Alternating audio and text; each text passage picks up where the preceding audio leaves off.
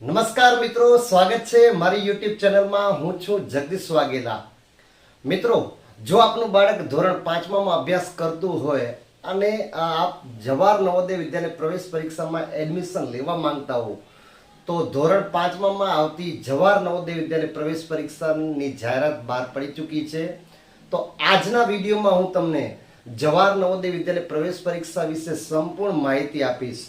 આ પરીક્ષા કોણ આપી શકે, આ પરીક્ષાની કેવી રીતે એપ્લાય કરવું, એનો પરીક્ષાનું માળખું શું હોય, ફોર્મ કેવી રીતે ભરવું, એનો સિલેબસ એટલે અભ્યાસક્રમ શું હોય, આ તમામ માહિતી આજના આ વિડીયોમાં હું તમને આપવા જઈ રહ્યો છું. તો જે વિદ્યાર્થી મિત્રો ધોરણ 5માં અભ્યાસ કરે છે અને જવાહર નવોદય વિદ્યાલય પ્રવેશ પરીક્ષા આ વિશે જાણવા માંગે છે, કોણ ફોર્મ ભરી શકે, આ તમામ માહિતી આજના વિડીયોમાં હું તમને આપવા જઈ રહ્યો છું. સાથે સાથે જો તમે જવાહર નવોદય વિદ્યાલય પ્રવેશ પરીક્ષાની તૈયારી કરવા માંગતા હો તો તે તૈયારી પણ કેવી રીતે કરવી તેના વિશે પણ હું તમને આજના વિડીયોમાં માહિતી આપીશ, જેથી કરીને આ વિડીયો તમે છેલ્લે સુધી જોજો.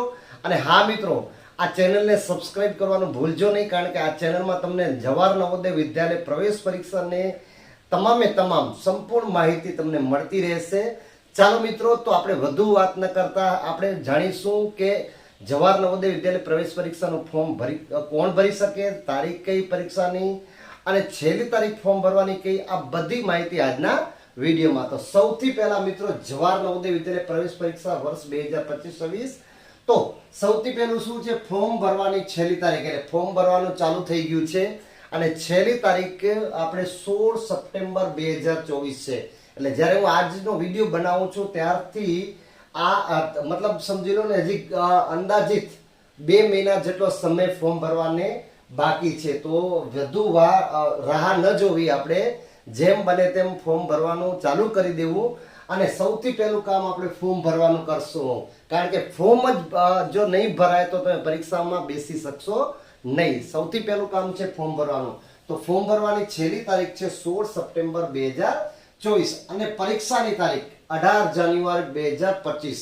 જ્યારે આ જાહેરાત આવી છે બારે, ત્યારે તમારી પાસે પૂરો સમય છે, એટલે 5 થી 6 મહિના જેટલો સમય તમને આ તૈયારી માટે મળે છે મિત્રો. તો ફોર્મ ભરવાની છેલ્લી તારીખ છે 18 જાન્યુઆરી 2025. હવે આપણે જાણીશું આ ફોર્મ કોણ ભરી શકે, કોણ લાયકાત શું હોવી જોઈએ, ફોર્મ ભરવા માટે લાયકાત હોવી જરૂરી છે. તો કોણ ભરી શકે, સૌથી પહેલું છે વિદ્યાર્થી જે તે જિલ્લાનો રહેવાસી હોવો જોઈએ અને જે તે જિલ્લાની સરકારી કે સરકાર માન્ય શાળામાં વર્ષ 2024-25માં અભ્યાસ કરતો હોવો જોઈએ, જ્યાં નવોદય વિદ્યાલય કાર્યરત છે, જ્યાં તે પ્રવેશ મેળવવા માંગે છે. હવે આના વિશે હું તમને વિગતવાર જણાવું. શું છે, વિદ્યાર્થી જે તે જિલ્લાનો રહેવાસી હોવો જોઈએ. એટલે ઉદાહરણ તરીકે માની લો કે કચ્છ છે, કચ્છ જિલ્લો છે, તો વિદ્યાર્થી કચ્છ જિલ્લાનો રહેવાસી હોવો જોઈએ, એના માતા પિતા કચ્છ જિલ્લાના રહેવાસી અથવા ત્યાંના રહેવાસી હોવો જોઈએ, બરાબર. સૌથી પહેલો.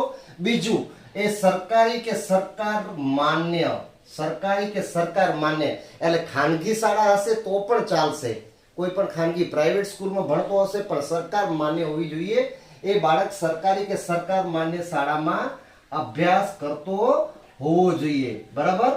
ત્રીજી, સરકાર માન્ય શાળામાં વર્ષ 2024-25માં અભ્યાસ કરતો હોવો જોઈએ. હવે 2023-24માં એકવાર નપાસ થયો હોય અને બેઠો હોય તો એ લાયક નહીં ગણાય. એટલે વર્ષ 2024માં ધોરણ 5માં અભ્યાસ કરતો હોવો જોઈએ, જ્યાં નવોદય વિદ્યાલય કાર્યરત છે. હવે માની લો કે કચ્છમાં અભ્યાસ કરે છે અને એને નવોદય બીજા જિલ્લામાં, એટલે સુરેન્દ્રનગર જિલ્લો છે કે પછી રાજકોટ છે કે પછી મોરબી છે, તો એ જિલ્લામાં એ નવોદયમાં પરીક્ષા ના આપી શકે. કચ્છમાં ભણે છે તો કચ્છની નવોદયમાં જ એ ફોર્મ ભરી શકશે, બરાબર. કચ્છમાં જ ફોર્મ ભરી શકે. એ મોરબીની નવોદય કે રાજકોટની નવોદય કે સુરેન્દ્રનગરની નવોદય કે અન્ય નવોદયમાં ફોર્મ ભરી શકશે નહીં, બરાબર. જે જિલ્લામાં રહે છે તે જિલ્લાની નવોદયમાં જ એ ફોર્મ ભરી શકે, માટે જ ભરી શકે. આ એની પહેલી લાયકાત અને આ પહેલું એનું કન્ડિશન, બરાબર છે. સમજાઈ ગયા મિત્રો? તો સૌથી પહેલા તે કચ્છ જે જિલ્લાનો રહેવાસી હોવો જોઈએ, એના માતા પિતા અને તે બાળક, સાથે એ સરકારી અને સરકાર માન્ય શાળા હોવી જોઈએ. ત્રીજી બાબત, જ્યાં નવોદય વિદ્યાલય કાર્યરત છે ત્યાં જે પ્રવેશ મેળો માંગે છે ને, મતલબ ત્યાં જે ફોર્મ ભરી શકે. બરાબર. ચલો નેક્સ્ટ છે અન્ય બાબત, ખાસ બાબત, વિદ્યાર્થીનો જન્મ વર્ષ જન્મ 1 મે 1/5/2013 થી 31/7/2015 ની વચ્ચે જ થવો હોવો જોઈએ. 1/5/2013 થી પહેલા એટલે સમજી લો ને 30 એપ્રિલ 2013 માં હશે તો નહીં ચાલે. પછી 1 ઓગસ્ટ 2015 માં હશે તો પણ નહીં ચાલે. આ બંને તારીખની વચ્ચેમાં એનો જન્મ થયેલ હોવો જોઈએ. આ એની બીજી શરત છે, આ એની બીજી લાયકાત છે. વિદ્યાર્થીનો જન્મ 1/5/2013 થી 31/7/2015 ની વચ્ચે થયેલ હોવો જોઈએ. બરાબર છે મિત્રો. ત્રીજી કન્ડિશન, ચલો ત્રીજી લાયકાત, જે વિદ્યાર્થી ફોર્મ ભરે તેનું ધોરણ 3, 4 અને 5માનું સંપૂર્ણ સત્ર એક શાળામાં હોવું જોઈએ. હવે આના વિશે ઘણા બધાને સમજ નથી પડતી શું હોય છે આની. આ ઘણા બધા વિદ્યાર્થીઓ અને તેના વાલીઓ કન્ફ્યુઝન થાય છે, એટલે આના વિશે હું તમને જણાવી દઉં કે માની લો કે કોઈ પણ વિદ્યાર્થી ધોરણ 3 કોઈ બીજા જિલ્લામાં અથવા બીજા તાલુકામાં કર્યું છે, પણ ત્રીજું છે ને એ આખું સત્ર, એ સત્ર છે ને આખું સત્ર છે ને એક જ સ્કૂલમાં હોવું જોઈએ. ચોથું પણ માની લો કે છે બીજા તાલુકામાં થયું તો એ સત્ર છે ને એ પૂર્ણ હોવું જોઈએ. આ સત્ર અડધા ના હોવો જોઈએ. એક તાલુકામાં ત્રીજું અડધું ને બીજા તાલુકામાં સત્ર અડધું તો નહીં લાયક ગણાય. કારણ કે અહીંયા તમે જો એનું જાહેરનામું વાંચશો તો એની અંદર ચોખ્ખું લખેલું છે કે બાળકનું પૂર્ણ સત્ર એક જ શાળામાં હોવું જોઈએ. ધોરણ 3, 4 અને 5મું. એવું જરૂરી નથી કે 3, 4 અને 5મું એક જ શાળામાં હોવું જોઈએ, એ જરૂરી નથી. પણ એક સંપૂર્ણ સત્ર પૂરું, ત્રીજું છે તો ત્રીજું એક કોઈ પણ શાળામાં છે પૂરું, ચોથું છે તો કોઈ પણ શાળામાં બીજા તાલુકાની પણ પૂરું સત્ર એનું એક જ શાળામાં હોવું જોઈએ. તો આ એની ત્રીજી શરત છે. બરાબર છે મિત્રો. હવે આ એની શરતો છે, મતલબ આ ફોર્મ માટેની લાયકાત છે. હવે ફોર્મ ભરવા માટે ઓનલાઈન છે, કારણ કે ઓફલાઈન તમે નથી ભરી શકતા. તો એના માટે www.navodaya.government.in નામની વેબસાઇટ ઉપર તમે જશો તો ત્યાં તમારે આ ફોર્મ ભરી શકશો. હવે તમને મિત્રો જણાવી દઉં કે આ ફોર્મ કેવી રીતે ભરવું તેના વિશે મેં વિડીયો બનાવેલ છે. જો તમે ફોર્મ ભરવા માંગતા હો અને ફોર્મ કેવી રીતે ભરવું તો એ વિડીયોની લિંક હું ડિસ્ક્રિપ્શનમાં, આ વિડીયો છે ને આ વિડીયોની લિંક, આ વિડીયોના લિંકમાં હું આ ડિસ્ક્રિપ્શનમાં એની લિંક મોકલી આપીશ, લિંક આપી દઈશ. બરાબર છે મિત્રો. ત્યાં જઈને તમે મારો વિડીયો એ જોઈ શકશો, અથવા મારી યુટ્યુબ ચેનલ પર સર્ચ કરશો કે નવોદય વિદ્યાલય ફોર્મ કેવી રીતે ભરવું તો ત્યાં પણ તમને આ મારી ચેનલ ઉપર પણ વિડીયો તમને જોવા મળશે. વર્ષ 2025નું ફોર્મ કેવી રીતે ભરવું. તમને હું એ વિડીયોની અંદર કયા કયા પ્રમાણપત્રો જોઈશે, કેમ ફોર્મ ભરવું, કેવી રીતે શું આ બધી માહિતી મેં એ વિડીયોની અંદર જણાવેલ છે. તો એકવાર તમે એ વિડીયો ફરજિયાત જોઈ લેજો, જેથી કરીને તમને માહિતી મળી જાય, આઈડિયા મળી જાય. બરાબર છે મિત્રો. ચલો ફોર્મ ભરવાથી પહેલા તમારે શું છે કે આપણે કયા કયા ડોક્યુમેન્ટ્સ જોઈશે, પ્રમાણપત્રો. તો કયા કયા પ્રમાણપત્રો જોઈશે તો સૌથી પહેલો વિદ્યાર્થીનો પાસપોર્ટ સાઇઝનો ફોટો જોઈશે. સૌથી પહેલું કામ છે કે તમારે આ પ્રમાણપત્રો સાથે રાખવાના. જ્યારે તમે ઓનલાઈન ફોર્મ ભરો ત્યારે આ પ્રમાણપત્રો સાથે રાખવાના. વિદ્યાર્થીનો પાસપોર્ટ સાઇઝનો ફોટો, વિદ્યાર્થીનો સહીનો ફોટો બીજો, પછી ત્રીજું વાલીની સહીનો ફોટો. કારણ કે શું કામ ફોટો? સહી કરી લેવાની, એનો ફોટો મોબાઈલમાં પાડી લેવાનો. વિદ્યાર્થીને સહી કરી લેવાની, એનો ફોટો મોબાઈલમાં પાડી લેવાનો. કેમ? કારણ કે આ ફોર્મ આપણે ઓનલાઈન ભરવાનું છે અને અપલોડ કરવાના છે આ ડોક્યુમેન્ટ્સ. પછી આચાર્યના સહી સિક્કા વાળું પ્રમાણપત્ર. મેં આ આચાર્યના સહી સિક્કા વાળું પ્રમાણપત્ર કેવું હોય, શું હોય એ મેં વિડીયો કેવી રીતે આપણે ઓનલાઈન ફોર્મ કેવી રીતે ભરવું એની અંદર જણાવેલ છે. તેમ છતાં હું તમને જણાવી દઉં કે આચાર્યના સહી સિક્કા વાળું ફોર્મ છે મિત્રો, જે તમને આ દેખાય છે, આ જવાહર નવોદય વિદ્યાલય સિલેક્શન. આ તો 2023નું છે, જૂનું છે, પણ આવું નવું ફોર્મ તમને ત્યાં ભરવાનું, આચાર્ય પાસેથી ભરાવાનું. કારણ કે એની અંદર બધી વિદ્યાર્થીની વિગત હશે, જન્મ તારીખ છે, 3, 4 અને 5માનું બધી વિગતવાર. આ બધું તમારે આચાર્યના સહી સિક્કા વાળું ફોર્મ કહેવાય છે આને. બરાબર. આ ફરજિયાત ભરી અને અપલોડ કરવાનું રહેશે. પછી છેલ્લે છે વિદ્યાર્થીનું આધાર કાર્ડ અથવા વાલીના રહેઠાણનો પુરાવાનું પ્રમાણપત્ર. હવે જ્યારે તમે ફોર્મ ભરશો ત્યારે વિદ્યાર્થીના આધાર કાર્ડના નંબર ફરજિયાત માંગશે.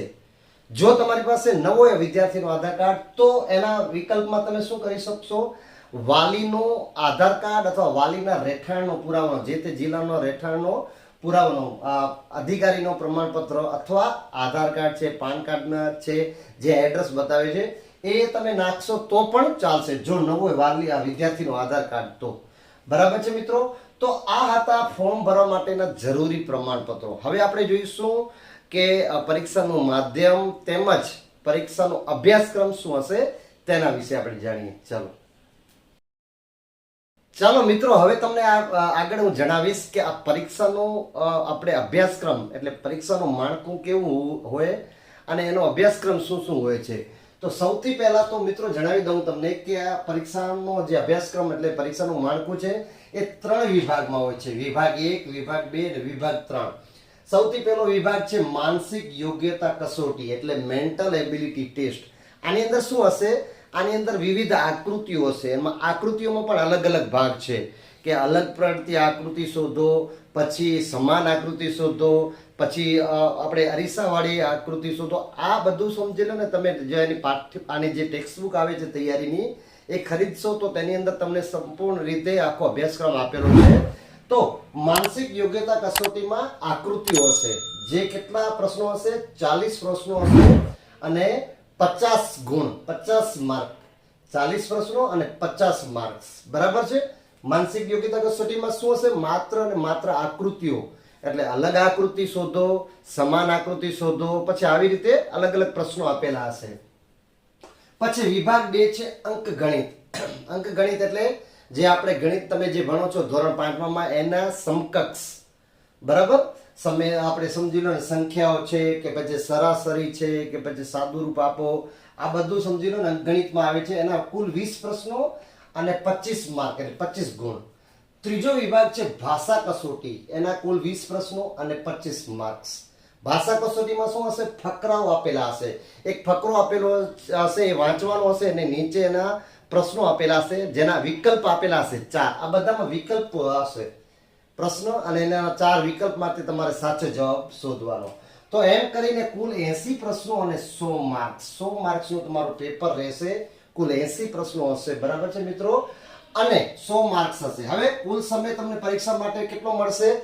2 કલાક જેટલો સમયગાળો તમને પરીક્ષા માટે મળશે. પછી પરીક્ષાનું માધ્યમ ગુજરાતી, હિન્દી અને અંગ્રેજી. હવે જ્યારે તમે ફોર્મ ભરતા હો ને ત્યારે ફોર્મમાં તમારે નક્કી કરવાનું કે તમે કઈ ભાષામાં પરીક્ષા આપવા માંગો છો. ઘણા વિદ્યાર્થીઓ અંગ્રેજી માધ્યમમાં ભણતા હોય પણ એને પરીક્ષા અંગ્રેજીમાં જ નથી આપી પણ ગુજરાતીમાં આપી હોય. તો મિત્રો આ ખાસ બાબત યાદ રાખજો. જે તમે ભાષા માધ્યમ તમે જ્યારે ફોર્મ ભરતી વખતે રાખેલું હશે એ જ માધ્યમ તમે પરીક્ષામાં આપી શકશો. બરાબર? તો માધ્યમ તમે નક્કી કરી શકો, ગુજરાતી, હિન્દી કે અંગ્રેજી. પરીક્ષા પદ્ધતિ બહુવિકલ્પીય પદ્ધતિ એટલે મેં તમને જણાવી OMR. આપણે જાણીએ છીએ કે એક વિકલ્પ આપેલો હોય એના 4 વિકલ્પ, એક પ્રશ્ન આપેલો એના 4 વિકલ્પો આપેલા હોય. તો 4 માંથી જે સાચો વિકલ્પ હોય આપણે OMR ઉપર લખવાનો. એ બધી તમને માહિતી હું આગળ જણાવી દઈશ. તો મિત્રો આ તો જવાહર નવોદય વિદ્યાલય પ્રવેશ પરીક્ષા વિશે સંપૂર્ણ માહિતી. ફોર્મ કોણ ભરી શકે, લાયકાત, પરીક્ષાનું માધ્યમ તેમજ એની ઉંમર કેટલી હોવી જોઈએ, આ બધી માહિતી. હવે જો તમે આ પરીક્ષાની તૈયારી કરવા માંગતા હો તો મારા ગ્રુપમાં પણ તમે જોઈન થઈ શકો. ઓનલાઈન હું તૈયારી કરાવું છું. તો એ ગ્રુપના માધ્યમથી પણ તમે તૈયારી કરી શકો અથવા મારી YouTube ચેનલ પર તમને તમામ ચેપ્ટર એટલે પ્રકરણ વાઇઝ એક પ્રકરણનો વિડીયો, એક પ્રકરણના 5 6 વિડીયા, પદ્ધતિસર વિડીયા આપેલા છે જે તમે જોઈ અને પણ તૈયારી કરી શકો. બરાબર છે મિત્રો? તો જવાહર નવોદય વિદ્યાલય વિશે તમને સંપૂર્ણ પરીક્ષાથી લઈને એડમિશન સુધી પ્રમાણપત્રો, કેવી રીતે પરીક્ષા પાસ કરવી, એની તમામ માહિતી તમને મારી YouTube ચેનલ પર મળી રહેશે. તો ચેનલને સબસ્ક્રાઇબ કરવાનું ભૂલજો નહીં. અને આ વિડીયો જો તમને ગમ્યો હોય ને તો તમે તમારા અન્ય મિત્રોને પણ શેર કરજો, લાઈક કરજો. મળીશું નેક્સ્ટ વિડીયોમાં આવી જ એજ્યુકેશનલ અપડેટ સાથે. ત્યાં સુધી ધન્યવાદ.